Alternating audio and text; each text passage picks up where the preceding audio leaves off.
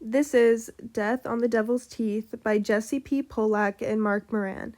Project by Gretchen Russell. Hook. On September 19, 1972, a local dog from Springfield Township, New Jersey, brought the decomposing arm of 16-year-old Jeanette De Palma to its owner.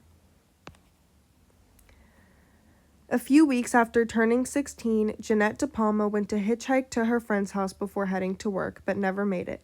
6 weeks later, on September 19th, her body was found atop a cliff known by the locals as the Devil's Teeth in an abandoned quarry after a townsperson's dog brought them her decomposing arm. Her body was too decomposed to find out her cause of death. The police told people that she had most likely overdosed while partying with friends, but no paraphernalia was found on her, and her friends and family reported that she did not use drugs.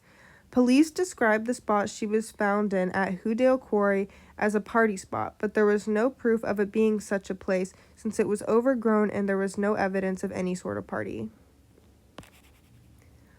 Although many believe the death to be caused from occult sacrificing because of reports of mutilated animal remains, crosses, a coffin shape of branches, and a stone halo surrounding the body, there is no evidence of it because most of the files and images were said by the police to be destroyed during a flood caused by Hurricane Floyd in 1999, when investigators tried to learn about the case in later years. Many believe she had provoked a satanic group in her high school as she spread her Catholic beliefs in an outreach group and wanted to save the spirits of her peers. On September 30th, 1972, police brought a real witch to see the Devil's Teeth, where Jeanette had been killed. This influenced more people to believe her death was a result of satanic practices, especially her mother, Florence De Palma, who believed the witch would bring her daughter back as a demon. Along with this, local pastors, specifically James Tate, profited off saying her case was satanic and put fear into the people of Springfield to make them want to support the church to save themselves from a fate like hers. In the 2000s, Jesse P. Polak's magazine called Weird NJ acquired photos that were said to be ruined from the flood from her case, proving that there was no occult item surrounding her and that the coffin-shaped branches were actually just branches loosely in the shape of a rectangle, not a coffin. What did stick out is that her purse, her wallet, and her cross necklace were gone, while the other items in her purse, including her inhaler, a lipstick, a comb, a key, and others, were found 8 feet south of her remains. The absence of her wallet threw off the belief of a ritual sacrifice because occult members would not have done it for money. This had to have been a murderer.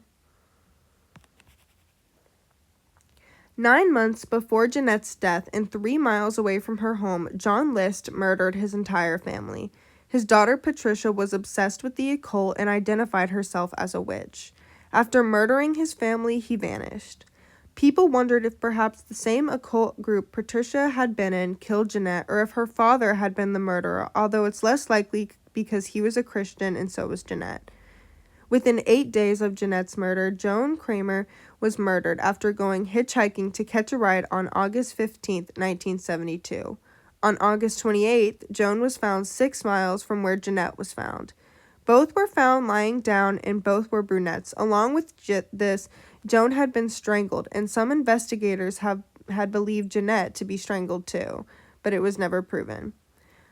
Otto Nielsen was identified to have picked up Joan that night, but there was not enough evidence to identify him as the murderer. In 2021, convicted serial killer in New Jersey from the 70s named Richard Cottingham, also known as the Torso Killer, sent statements to Jesse P. Polak that led him to believe that Richard had been responsible for Jeanette's murder, and he sent them into the prosecutor's office in Springfield, Union County, but no updates from law enforcement were ever sent back, and her case still remains unsolved to this day. Personal connection. This story reminded me of the movie Jennifer's Body, where a teen girl is sacrificed in the woods for satanic occult purposes.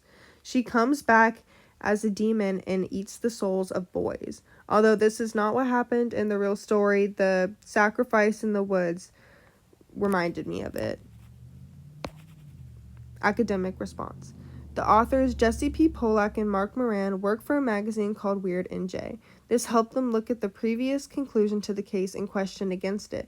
The previous conclusion being that the police, for some reason, tried to cover it up, saying that this was all because of drugs, even though there was no proof of it, and also saying that there were occult items, although the images that they said to be destroyed had no proof of that either.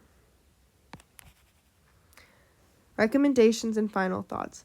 People who would like this book would include true crime podcast makers or people interested in occult experiences from around the world. Although this book was not something I would usually have interest in, I thought the book brought the case to people's attention in a non-disrespectful way, which I liked, but I'm sad it remains unsolved. The end.